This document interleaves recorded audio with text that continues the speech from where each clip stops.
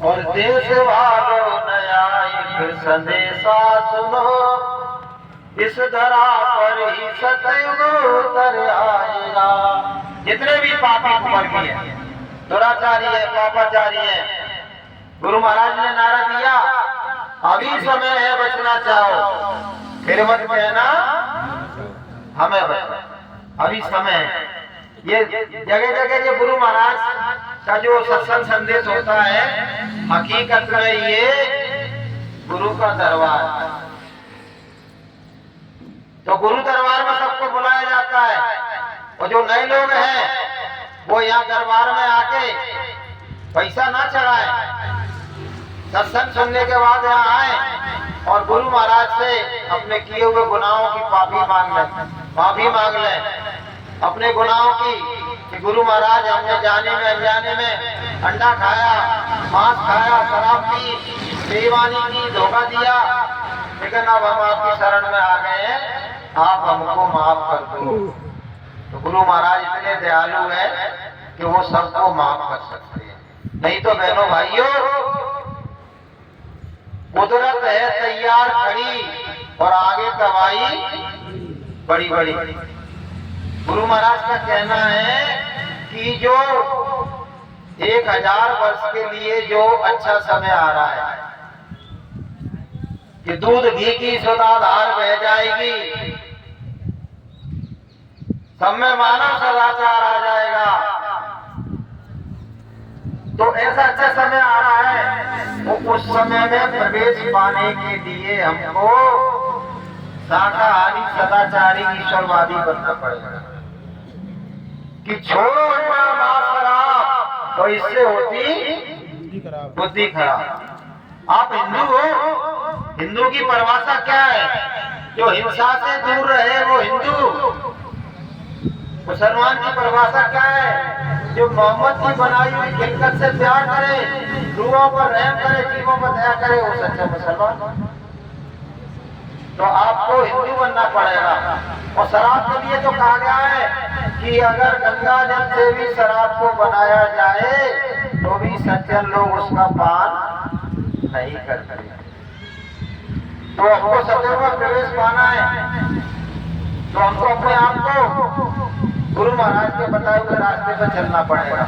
गुरु महाराज कह रहे हैं कि बच्चों, ये 5 तत्वों का पूरा संसार बना हुआ है, और 5 तत्वों का ही तुम्हारा शरीर बना हुआ है, कि चित जल पावक गगन समीरा, और 5 तत्व मिल रचा शरीरा। ये 5 तत्व का शरीर और 5 तत्व का संसार।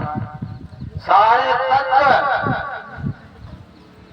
हमारे किए हुए खोटे कर्मों के कारण अपना विकराल रूप धारण कर लिया है। अभी आपने देखा जल तत्व का विप्लव देखा आपने, इतनी बाढ़ें आई, ये तमाम ये वाहन, बड़े बड़े वाहन सावधानी की तरह से बहते हुए नजर आए। मकान के मकान बह गए, दुकानें बह गई, गांव के गांव बह गए। 100 साल में जितना पानी पड़ना था वो 1 दिन में ही पड़ गया। बड़ी बड़ी चट्टानें ऊपर से बहती हुई आ रही है और पूरा का पूरा गांव स्वाहा हो गया। ये क्या है? ये जल तत्व का प्रकोप है, जल तत्व का। कुदरत नाराज है। अग्नि तत्व का प्रकोप देखिए कि वो हजारों हेक्टेयर में अमेरिका में, कनाडा में, ऑस्ट्रेलिया में आग लग रही है। जंगल के जानवर बेचारे जल जल के मर रहे हैं। वो आग बढ़ते बढ़ते बढ़ते बढ़ते इंसानी घरों तक आ रही है। लाखों लोगों को घर छोड़ के भागना पड़ रहा है। ये कुदरत का प्रकोप है। ये अग्निदेव नाराज हो गया, जल देव नाराज हो गया, वायुदेव, बड़े बड़े तूफान, बड़े बड़े तूफान। कभी आपने सोचा कोई खड़ा हुआ ट्रक, बड़ा ट्रक, इतना बड़ा तूफान आए कि वो भी गिर जाए, मकान गिर जाए, मकान की छतें उड़ी चली जा रही है। सारे तत्व नाराज हो गए। अग्नि तत्व, वायु तत्व, जल तत्व और पृथ्वी तत्व, जगह जगह तूफान आ रहे, जगह जगह भूकंप आ रहे हैं। पृथ्वी मैया कह रही है कि मैं तुम्हारे पाप कर्मों से इतनी दब गई हूँ कि अब मैं उसको बर्दाश्त नहीं कर पा रही, अब मैं तुम्हारे पापों को बर्दाश्त नहीं कर पा रही।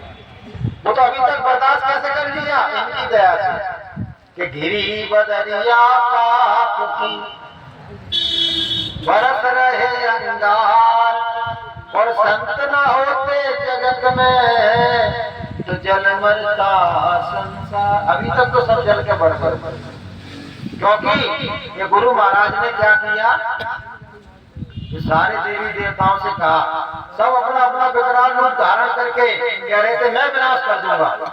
कोई देवता कह रहा मैं अकेला ही काफी हूँ पृथ्वी को नष्ट करने के लिए, कोई कह रहा मैं अकेला काफी हूँ।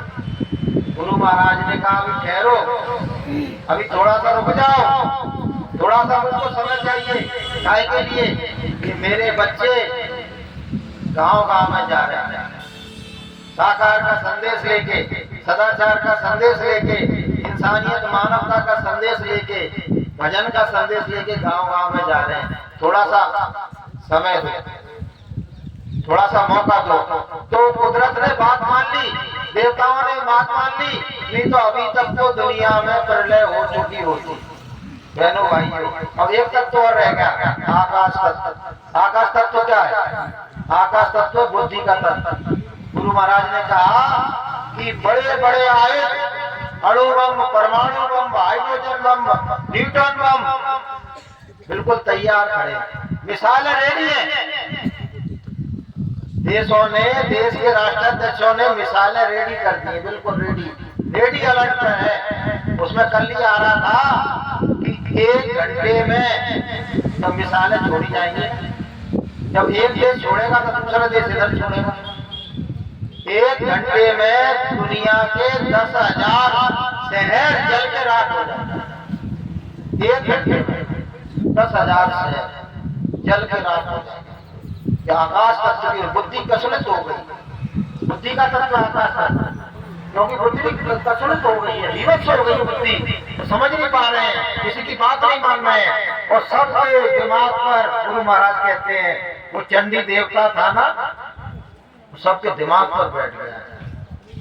अब किसी भी वक्त वो बटन दबेंगे और देश के देश स्वाहा होते चले जाएंगे, देश के देश स्वाहा स्वाहा।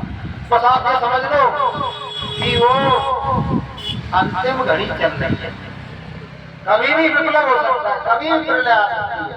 इसलिए आप 1 घंटा भजन करते हो तो 3 घंटा भजन शुरू करो, क्योंकि अब तुम्हारे ना दुकान काम आएगी, ना रिश्ते नाते काम आएंगे, ना धन दौलत काम आएगी, ना सोना चांदी काम आएगी। यही भजन तेरे साथ चलेगा, पावेगा। गुरु महाराज कहते हैं भजन रक्षा कवच बनेगा, भजन ढाल बनेगा तुम्हारा। तो बहनों भाइयों, आप लोग तो सत्संगी हो, गांव गांव में रैली निकाला करो, गांव गांव में जाया करो, संदेश प्रसारित किया करो। और नहीं कर सकते हो तो बैठ के भगवान का भजन करो, क्योंकि आप एक गांव में अगर एक अच्छा साधक होगा ना तो पूरे गांव की रक्षा भगवान करता है।